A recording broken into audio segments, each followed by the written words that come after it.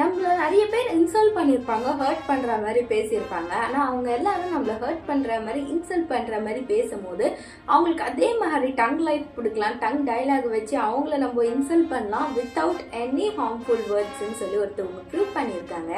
சுவாமி விவேகானந்தாவை பத்தி தெரியாதவங்க யாருமே இருக்க மாட்டாங்க, அவங்கள பிடிக்காதவங்க யாருமே இருக்க மாட்டாங்க. அவரு சொன்ன மாசான 3 டைலாக்ஸை பார்க்கலாமா?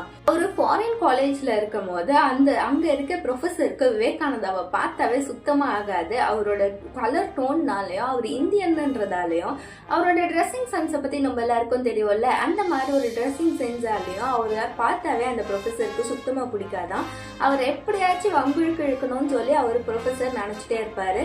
அந்த டைம்ல அவருக்கு எல்லாருக்கும் டெஸ்ட் வைக்கிறாங்க. அந்த டெஸ்ட்ல அவர் கண்டிப்பா மார்க் எடுக்க மாட்டாருன்னு ப்ரொஃபசர் நினைச்சு அந்த டெஸ்ட் அவருக்கு வைக்கும் போது அந்த டெஸ்ட்ல அவர் எல்லாத்துக்கும் நல்லாவே ஆன்சர் பண்ணியிருக்காரு.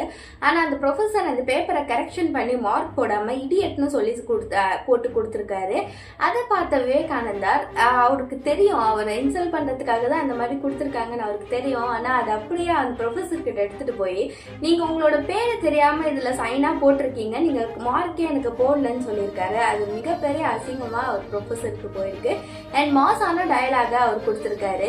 அண்ட் ஆல்சோ அவர் அந்த அதே காலேஜ்ல அவர் சாப்பிட்டுட்டு இருக்கும் போது கேன்டீன்ல அந்த ப்ரொஃபசர் வந்து a pig and a bird cannot eat togetherன்னு சொல்லியிருப்பாங்க. அந்த மாதிரி சொன்னப்போ விவேகானந்தர் இன்சல்ட் ஆகி போகாம, அவர் பிக்கா நினைச்சிட்டு போகாம, sorry professor, I will fly அவேன்னு சொல்லியிருக்காரு. அதாவது அவரை பிக்குன்னு அவர் ப்ரொஃபசர் இன்சல்ட் பண்ணியிருந்தாலும், நான் பிக்கில் நான் ஒரு பேர்ட் நானே தொலைவா பறந்து போயிடுறேன், நீங்களாம் இங்கே உட்காந்து சாப்பிட்டுக்கோங்கன்னு சொல்லி ஒரு டங்கான டைலாக சொல்லி அவர் அங்கேருந்து போயிருப்பாரு. அண்ட் ஆல்சோ கேம்பிரிட்ஜில் அவர் நிறைய ஸ்பீச்சஸை பார்த்து, அவரோட பிஹேவியரை அண்ட் இன்டெலிஜென்ஸை பார்த்து ஒரு பொண்ணு ரொம்ப இம்ப்ரெஸ் ஆகி அவருக்கு வந்து ப்ரப்போஸ் பண்ணியிருப்பாங்க. அவர் ப்ரப்போஸை ரொம்ப நார்மலாலாம் அந்த பொண்ணு பண்ணியிருக்க மாட்டாங்க. நீங்க ரொம்ப இன்டெலிஜென்ட்டா அழகா இருக்கீங்க, உங்களை மாதிரியே எனக்கு ஒரு குழந்தை வேணும்னு சொல்லி ப்ரப்போஸ் பண்ணியிருப்பாங்க. அதுக்கு அவர் என்ன ரிப்ளை பண்ணியிருப்பாருன்னு நினைக்கிறீங்க? எனக்கு வேண்டாம், எனக்கு இது செட் ஆகாது, அந்த மாதிரி தானே நார்மலாக ரிஜெக்ட் பண்ணுவாங்க.